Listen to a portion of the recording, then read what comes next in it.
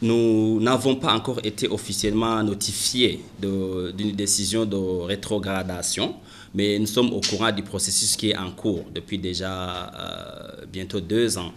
Et donc c'est un processus qui suit des étapes.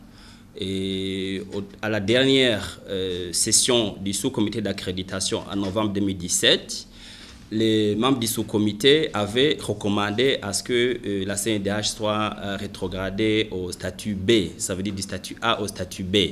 Mais cette recommandation doit être en fait entérinée ou endossée par le bureau de l'Alliance globale et ensuite nous être notifiés en bonne et due forme. Donc pour l'instant, nous n'avons pas encore reçu cette notification.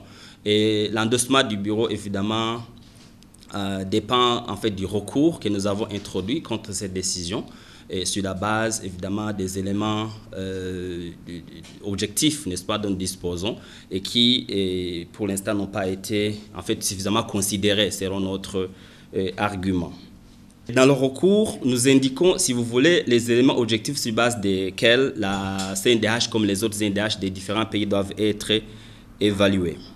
Nous avons indiqué que nous considérons que cette décision n'est pas fondée, que la recommandation en fait est basée sur surtout les allégations et les on-dit et des informations de seconde main qui ont été relayées par certaines organisations, dont en particulier la FIDH, la PRODH, la CAT, le FOCODE, le FORSC et la CBCPI, je crois. Donc c'est une série de 5 à 6 organisations nationales qui sont derrière la FIDH pour, si vous voulez, avoir la confirmation de cette rétrogradation.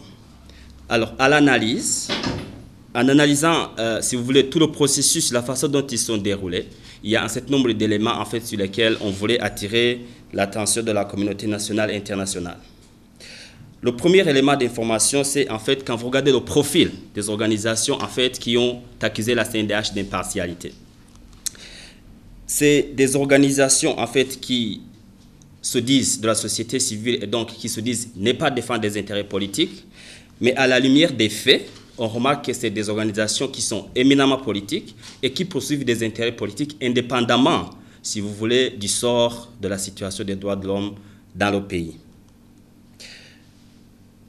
La deuxième analyse qu'on fait et par rapport à cette recommandation, c'est également de voir justement ces organisations, par exemple, bénéficient du soutien de qui? Est-ce que les personnes ou les pays qui les soutiennent, est-ce que c'est des personnes ou des pays qui ont à cœur l'intérêt du peuple burundais dans son ensemble? Notre constat, c'est que c'est non. Donc, c'est des organisations et des pays, en fait, qui ont en face leurs propres intérêts et qui, en fait, ne sont pas du tout préoccupés par ce qui arrive au peuple burundais dans toutes ses composantes.